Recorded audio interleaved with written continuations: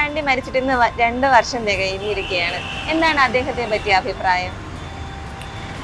നല്ലൊരു മനുഷ്യൻ ഇപ്പോൾ ഈ രാഷ്ട്രീയത്തിൽ ഒറ്റ മനുഷ്യനില്ല. ഇല്ല. കേരളം കണ്ട ഒരു മികച്ച മുഖ്യമന്ത്രി തന്നെയായിരുന്നു. അദ്ദേഹത്തിന്റെ മകൻ ചാണ്ടി ഉമ്മനെ പറ്റി എന്താണ് അഭിപ്രായം? ആ ബ്ലഡിന്റെ ഒരു ഗുണം കാണും. അതേപോലെ മക്കളും മക്കളും തന്റെ പോലെ പ്രവർത്തനത്തിലൂടെ അങ്ങനെയൊക്കെ തന്നെ കാണും. മനസ്സിലാക്കാൻ സാധിക്കുന്നത് അത് തന്നെയാണ്. ജെന്റിൽമാൻ എന്നേ പറയാൻ. ജെന്റിൽമാൻ പൊളിറ്റീഷ്യൻസ് പറയാൻ പറ്റില്ല. ഒരു കുറുക്കൻ്റെ പണി അങ്ങനെ കളിച്ചുകൊണ്ടിരുന്നത് രാഷ്ട്രീയത്തിൽ.